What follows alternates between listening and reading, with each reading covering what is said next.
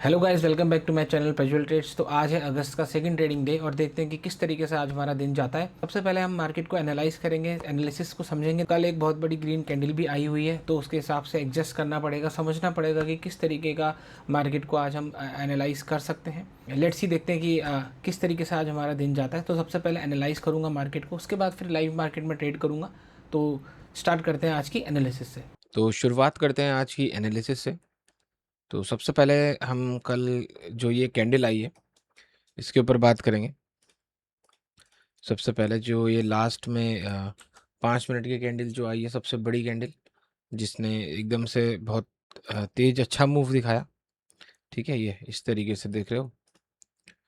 ठीक है, बहुत सारे लोग पूछ भी रहे थे मेरे से कि ये क्या हुआ है, अचानक से ऐसा क्यों क्यों हुआ।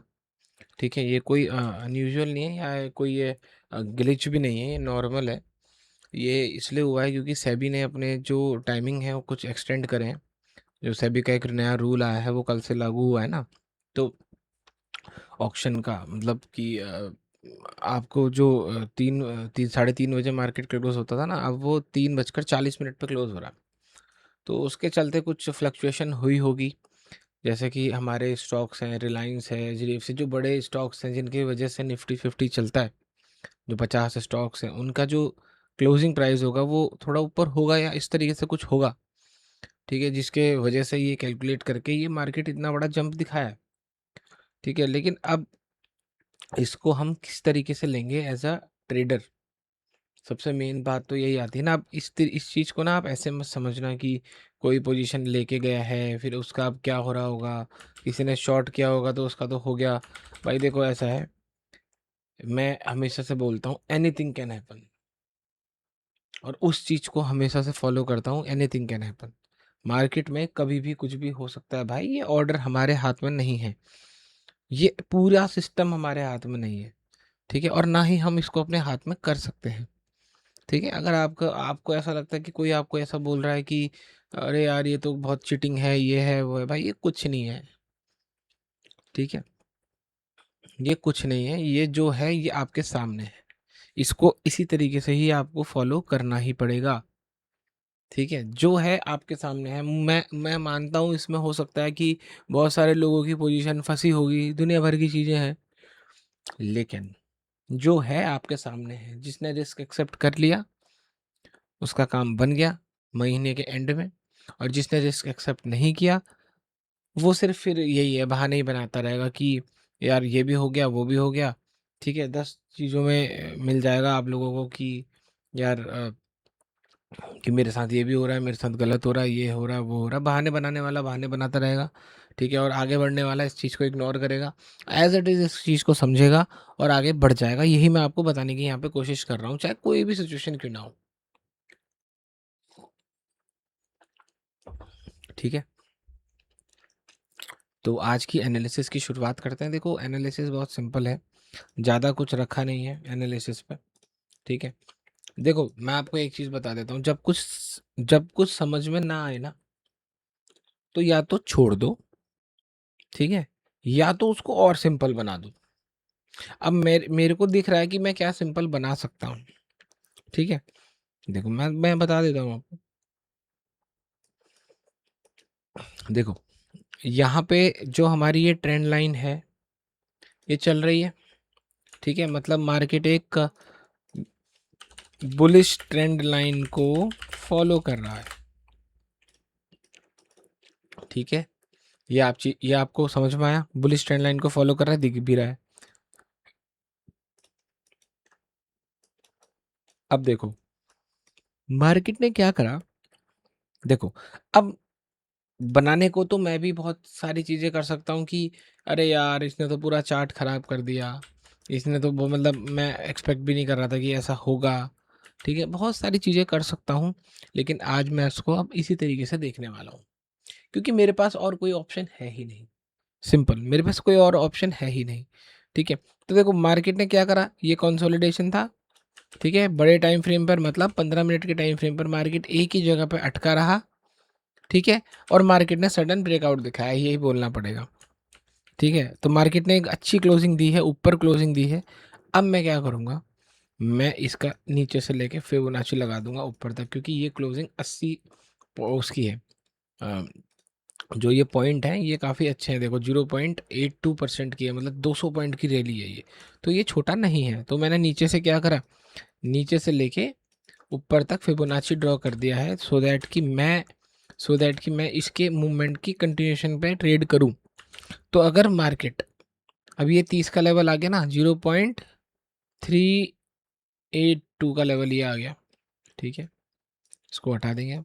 तो देखो सिंपल पॉइंट के साथ काम करूंगा। अगर मार्केट नीचे आता है, आ भी सकता है, क्योंकि इसी तरीके से दिखाएगा ऑब्वियसली, अब लोगों को ट्रैप किया है तो थोड़ा बहुत तो करेगा ही। तो अगर मार्केट इस एरिया पे कहीं पे ओपन होता है, ठीक है, इस एरिया पे अगर कहीं पे ओपन होता है, या थोड़ा बहुत ऊपर भी ओपन होता, ठीक है, मतलब मैं इस तरीके से मूवमेंट देख रहा हूँ मार्केट की, ठीक है। तो अगर थोड़ा बहुत भी ऊपर ओपन होता है, या इस लाइन के पास 0.382 या 0.5 के लेवल के पास ओपन होता है, तो मैं यहाँ पे अगर वी वैप का ब्रेकआउट अप साइड की तरफ आएगा, तो मैं अपनी यहाँ पे बाई एंट्री बनाऊंगा। सिंपल, मुझे तो यही लग रहा है, ठीक है। इसके अलावा मुझे इसमें कुछ नज़र नहीं आ रहा है, तो मैं फालतू कोशिश करने वाला भी नहीं हूँ, ठीक है। तो ये सारी चीज़ें हैं। तो देखो मैं हर टाइम चीज़ों को सिंपल रखने की कोशिश कर रहा हूँ। देखो इतना बड़ा कंसोलिडेशन एरिया टूट गया, ठीक है। अब हो सकता है आपको ये ग्लिच लग रहा हो, लेकिन ग्लिच नहीं है, ध्यान रखना इस बात का, नॉर्मल वैल्यू है ट्रेडिंग की। और ग्लिच होगा तो आज दिख जाएगा, ठीक है, फिर हम उसको उसी हिसाब से देख लेंगे। अब मान लो अगर ये ग्लिच रहा, मान लो 1% ये ग्लिच रहा, तो मार्केट यहीं खुलेगा। तो भाई अगर इसका ब्रेकआउट आएगा मैं फिर बाय कर लूंगा, क्योंकि मार्केट तो अब ट्रेंड में है। तो मतलब सिंपल चीज़ें रखनी है। मेरा पर्सपेक्टिव आज सिर्फ बाय करने का है, तो मैं सिर्फ इसको आज बाय ही करूंगा, सेल नहीं करूंगा, ठीक है। तो लेट्स ही देखते हैं कि हमारा दिन आज कैसा जाता है। तो अभी की कुछ कैंडल्स मैं यहाँ पे इग्नोर करना ही पसंद करूँगा, क्योंकि कभी कैंडल्स में कुछ हो रहा है, कभी कुछ हो रहा है, मार्केट पहले ऊपर था फिर नीचे आ गया। तो लेट्स ही देखते हैं कि देखो अब ये कैंडल पहले नीचे क्लोज करी है, फिर अब ऊपर क्लोज करने लग जा रही है। तो अभी मार्केट में कुछ कन्फ्यूजन सी क्रिएट हो रही है, तो उस चीज़ का वेट करेंगे, अभी कोई ट्रेड लेने की ज़रूरत नहीं है। तो यहाँ पे हमारा एक वी वैप का ब्रेकआउट आ रहा है, इसमें अपनी एंट्री बनाएंगे। एक प्रॉपर कैंडल का वेट किया, उसके बाद मैंने यहाँ पे अपनी बाई साइड की एंट्री बनाई, क्योंकि आपको पता था ये सपोर्ट से अगर ऊपर जाएगा, जैसे कि आपको मैंने एनालाइज करके बताया है, तो वो चीज़ है यहाँ पे। लेट्स सी, वेट करते हैं एक प्रॉपर टारगेट का।